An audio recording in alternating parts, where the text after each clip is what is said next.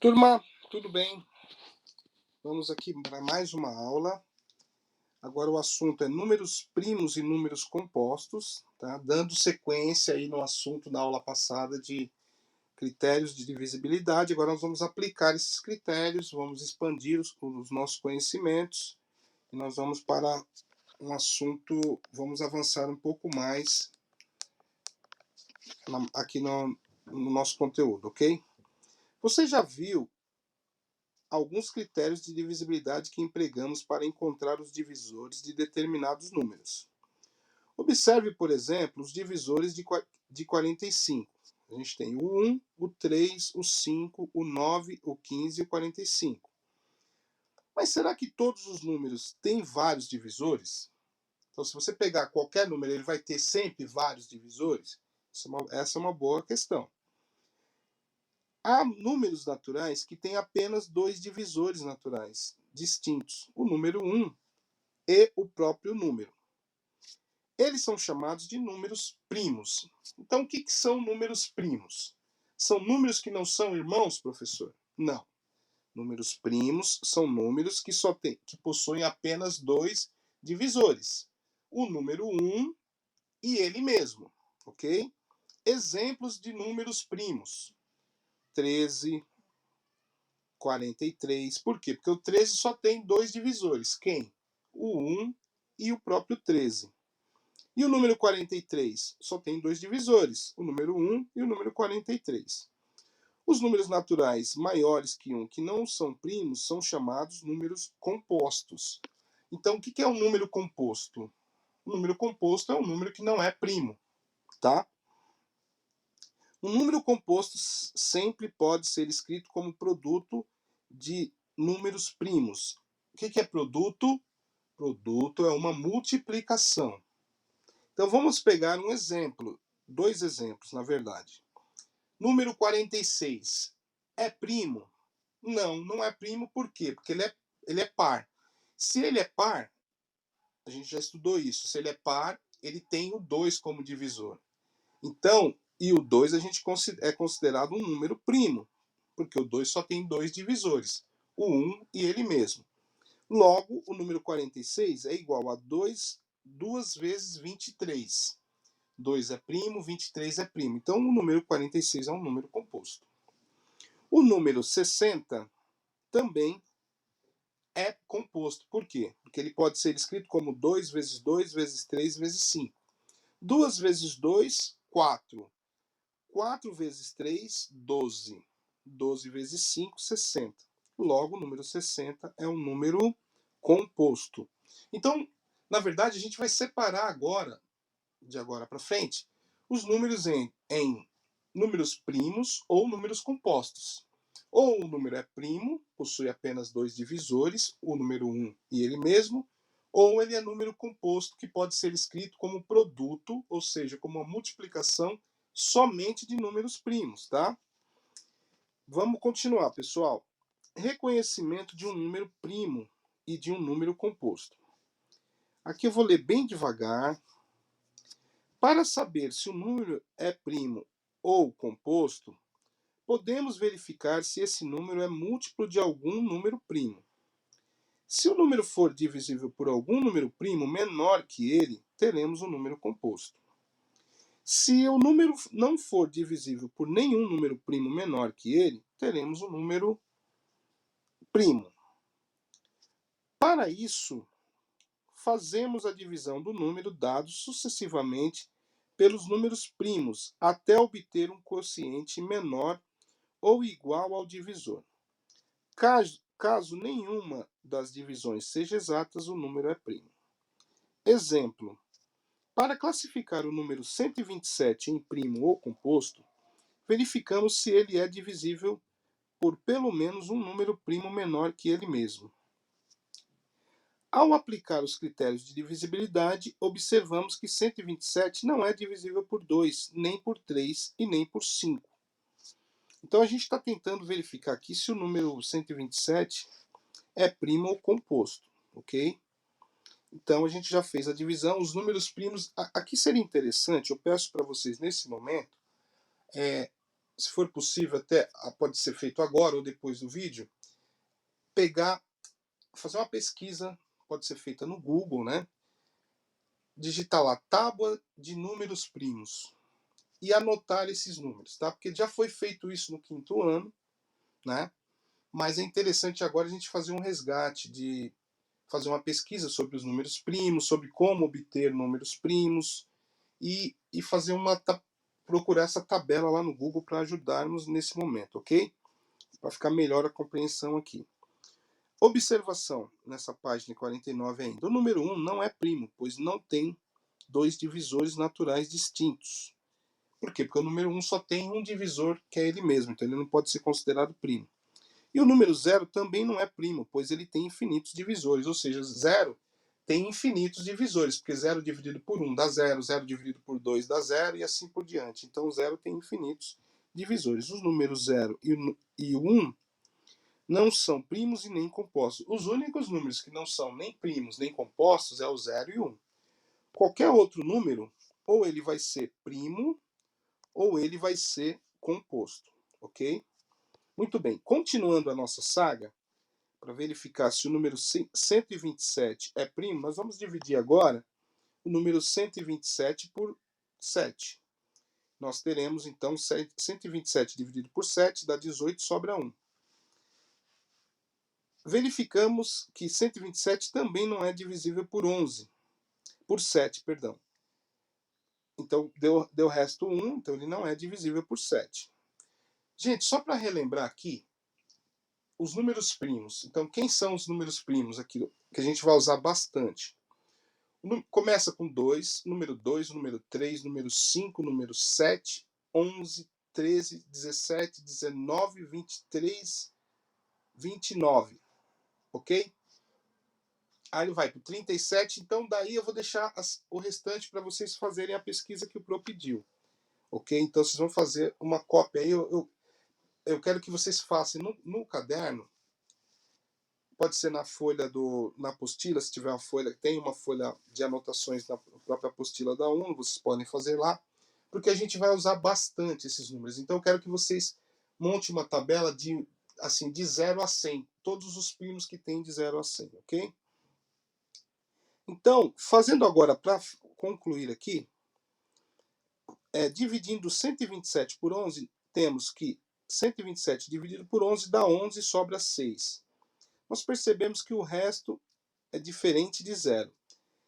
Então percebemos assim que 127 também não é divisível por 11. Se continuarmos dividindo 127 por números primos maiores que 11, os quocientes ficarão cada vez menores. Como já testamos os primeiros menores que 11, não encontraremos um número primo pelo qual 127 seja divisível. Portanto, o número 127 é um número primo.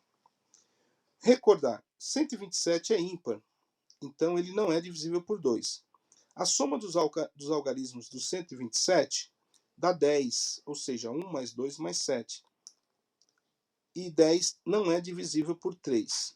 Então 127 não é divisível por 3.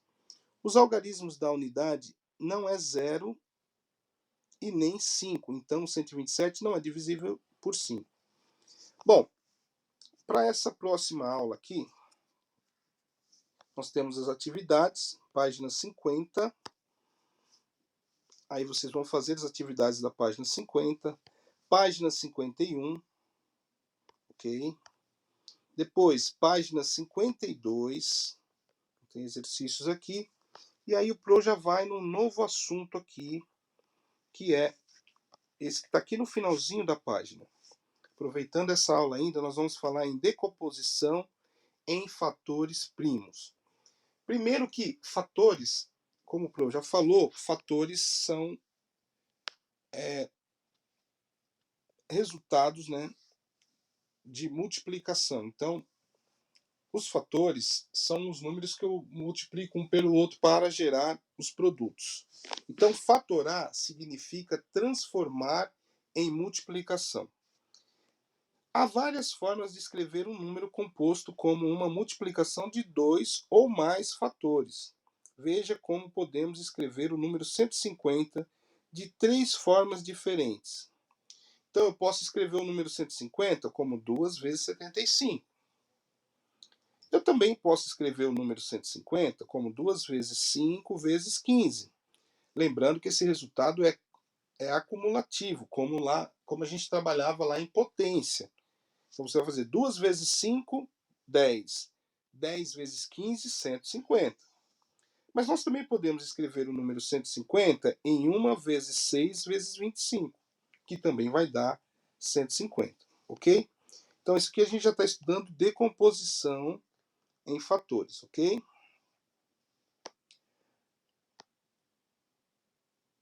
Essas são 3 fatorações, essas que eu acabei de citar, são 3 fatorações do número 150. Podemos fatorar o número composto de modo que todos os fatores sejam números primos. Ao fazer isso, dizemos que realizamos a fatoração completa de um número. Bom, o que é um número composto? O número composto é um número que não é primo. Então, nós podemos pegar uma coisa muito curiosa que vocês vão observar a partir de agora, é que todo número composto pode ser escrito como produto de dois ou mais números primos. Tá? Quando nós fizemos isso, você pega um número e decompõe ele todo em fatores primos, você fez a fatoração completa de um número. Então, o que é a fatoração completa de um número? A fatoração completa de um número é quando nós transformamos esse número em um produto somente de números primos, ok? Todo número natural que não é primo e é maior que 1 pode ser decomposto em um produto de fatores primos, ok? Números naturais a gente já estudou desde o início do ano, ok? Então aqui todo número natural maior que 1 pode ser escrito, que não for primo, né? Pode ser escrito na forma de um produto de vários fatores primos, ok? Processo de fatoração de fatorações sucessivas. Para fazer a fatoração completa de um número, podemos usar o processo de fatorações sucessivas, que consiste em decompor o número em fatores até obter apenas números primos. Isso pode ser realizado de várias formas, vejamos algumas. Número 280, 280 vezes 10. Ou 280 vezes 14 vezes 2 vezes 5. Por quê? Eu estou decompondo 28, 2 vezes 14, e o 10, 2 vezes 5. Mas eu posso também decompor o número 14 em 2 vezes 7. Logo, o número 280 é 2 ao cubo, porque você tem 2 vezes 2 vezes 2, 2 ao cubo, vezes 5 vezes 7. Tá? Então, o número 280 é 2 ao cubo vezes 5 vezes 7. Ou tem uma segunda maneira aí que vai chegar praticamente na mesma situação. Recordar. Podemos escrever a multiplicação de fatores iguais na forma de potência.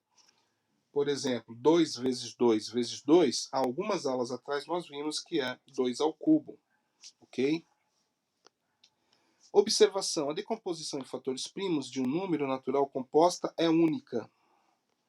Isso aqui a gente vai verificar mais para frente. Agora vem um processo muitíssimo importante que eu gostaria que vocês prestassem muita atenção, que é o processo que nós iremos realizar exaustivamente, eu diria quase, né, daqui para frente. Então é o processo das divisões sucessivas. Outro meio de obter a fatoração completa de um número é pelo processo das divisões sucessivas, para o qual seguimos esses passos. Quais os passos? Então a gente vai pegar. Primeiro, dividimos o número pelo seu menor divisor primo. Então a gente vai aplicar os critérios de divisibilidade, principalmente do 3, do 5 do 3, perdão, do 2, do 3 e do 5, tá? Então a gente começa. Vamos, então aqui tem um exemplo, né? E o terceiro passo,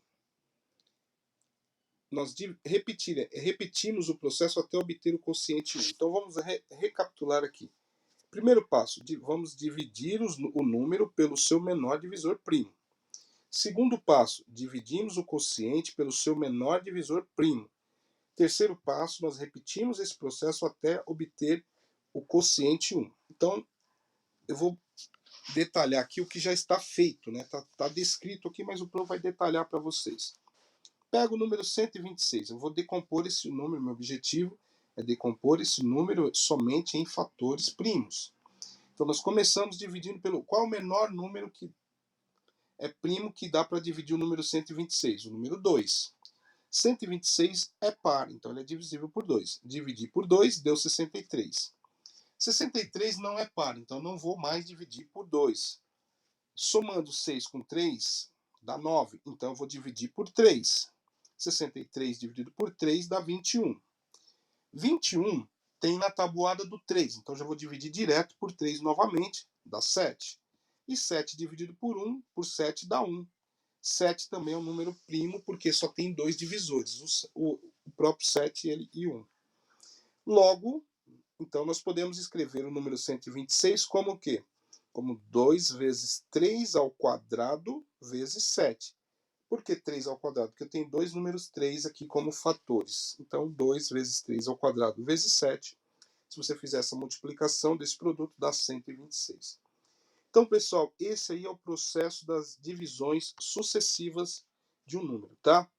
Vamos agora para a página 54.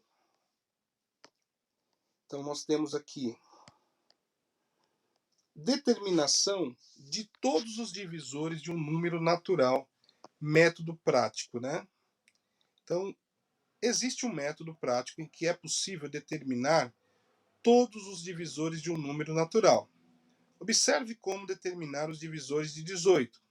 Então, nós decompomos o número 18 em fatores primos, utilizando o processo das divisões sucessivas. Então, a gente pega, divide o número por 2, por 3, fazendo sempre o processo aqui. Segundo, fazemos um traço vertical à direita. Então, depois que eu fiz a decomposição, eu vou passar um traço e vou colocar o número 1, né, acima do primeiro fator. Então, olha bem, eu fiz aqui a decomposição do 18, passei um traço, coloquei o número 1, pois ele é o divisor de todos os números. Então, o número 1 é divisor de qualquer número. Terceiro passo, o que eu vou fazer? Eu vou pegar o número 2, que é o primeiro divisor do 18, e vou multiplicar por 1. 2 vezes 1 dá 2. Multiplicamos cada fator primo pelos números já determinados e escrevemos o produto ao lado de cada fator, que é o que foi feito aqui. 2 vezes 1, 2. Depois eu vou pegar o número 3 e multiplicar e vou pôr na linha. 3 vezes 1, 3. Coloco o 3 embaixo do 2. 3 vezes 2, 6. Coloco o 6 do lado do 3. Vou repetir o processo com o 3 que está abaixo. Eu vou fazer 3 vezes 1, 3. 3 vezes 2, 6 novamente. Então aqui, observe que eu tenho 1, 2, 3, 6, 3 e 6 novamente. 3 vezes 3, 9 e 3 vezes 6, 18. Esse método aqui serve para quê? Para a gente descobrir todos os divisores de um número. Assim, os divisores de 18 são. Aí a gente representa pelo D18, são os números 1, 2, 3, 6, 9 e 18. Não repetimos os valores iguais, porque apareceu 3 e 6 aqui duas vezes. A gente não repete, porque só precisa de um para saber que são divisores. Tá?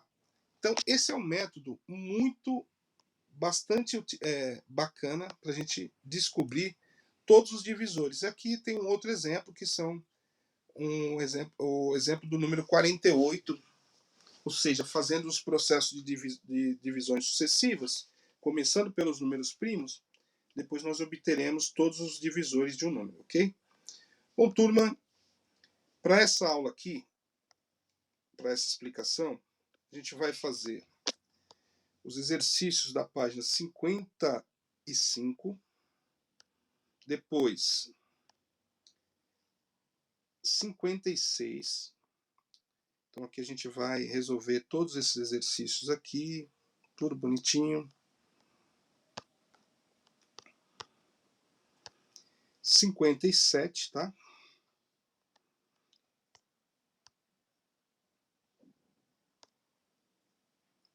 E aí a nossa próxima aula fica sendo o máximo divisor comum MDC, ok? Dúvidas o Pro vai esclarecer na aula, tá? E por enquanto ficamos por aqui. Agradeço a atenção de todos, bons estudos e até mais.